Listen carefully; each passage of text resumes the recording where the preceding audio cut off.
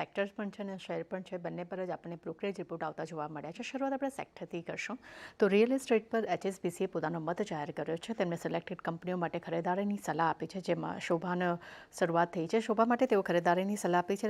લક્ષ્યાંક તેમને વધારીને ₹1240 પ્રતિ શેર કર્યા છે. પ્રેસ્ટિજિયસ રેટ માટે પણ તેમને ખરીદારીની સલાહ આપી છે અને લક્ષ્યાંક તેમને વધાર્યા છે અને તેમને ₹1270 પ્રતિ શેર આપ્યા છે. DLF માટે તેમને હોલ્ડ રેટિંગ આપ્યા છે અને લક્ષ્યાંક તેમને વધાર્યા છે અને વધારીને તેમને ₹740 પ્રતિ શેર કર્યા છે. ગોદરેજ પ્રોપર્ટી માટે પણ તેઓ હોલ્ડ રેટિંગ આપી રહ્યા છે અને લક્ષ્યાંક તેમને વધારીને ₹2040 પ્રતિ શેર કર્યા છે. પરંતુ ઓબેરોય રિયલ્ટી માટે તેમને રેટિંગ જે છે તે તેમને રિડ્યુસ કરી દીધા છે, પરંતુ લક્ષ્યાંક વધાર્યા છે અને લક્ષ્યાંક વધારીને તેમને ₹1310 પ્રતિ શેર આપ્યા છે. ત્યારબાદ કન્ઝ્યુમર્સ સેક્ટર્સ પર આપણે HSBCનો મત જાણશો. તેમનું કહેવું છે કે 2023માં વેલ્યુએશન અને પરિણામનો ગ્રોથ જે છે તેમાં ડાયવર્ઝન જોવા મળ્યું છે, પરંતુ 2024 માટે તેઓ ડીમાર્ટ, એશિયન પેઇન્ટ્સ, કોલગેટ માટે તેઓ રેટિંગ અપગ્રેડ કરીને ખરીદારીની સલાહ આપી રહ્યા છે અને સામે ટાઇટન અને નાયકા માટે પણ તેઓ ખરીદારીની સલાહ જ આપી રહ્યા છે.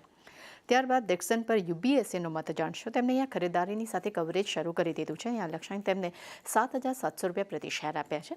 તેમના મતે FY25માં પી ટ્રેડ જે છે તે 63 ગણો વધવાની અપેક્ષા રાખી રહ્યા છે, પરંતુ FY24-26 માટે અર્નિંગ CAGR છે તે પણ 41% વધી શકે તેવી ધારણા તેમની આપી રહી છે. આ કારણસર તેમને અહીંયા રેટિંગ તેમને બાય આપે છે અને તેમને કવરેજ પણ શરૂ કરી દીધું છે.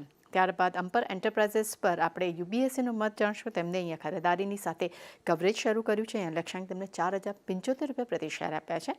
તેમના માટે કન્ઝ્યુમર ડિમાન્ડ્સ તે વધી રહી છે, એક્સપોર્ટ્સની ડિમાન્ડ છે તે પણ હાઈ જોવા મળી રહી છે અને સાથે જ વર્ટિકલ ઇન્ટિગ્રેશન છે તેમાં પણ મજબૂતી જોવા મળી રહી છે. આ કારણસર તેમને અહીંયા ખરીદારીની સલાહ આપી છે. અને છેલ્લા રિપોર્ટ્સ પર નજર કરી લઈએ તો ભારતીય એરટેલ પર મોર્ગન સ્ટેનલીએ રેટિંગ ડાઉનગ્રેડથી ઇક્વલ વેટ રેટિંગ કરી દીધા છે અને લક્ષ્યાંક તેમને ₹1,015 પ્રતિ શેર આપી રહ્યા છે. એટલે ખાસ કરીને જે સેક્ટર્સ પર જે આજે બ્રોકરેજ રિપોર્ટ આવ્યા છે તેના પર ખાસ નજર રાખવાની રહેશે. ચાંદની. જી, તૃપ્તિ, આભાર.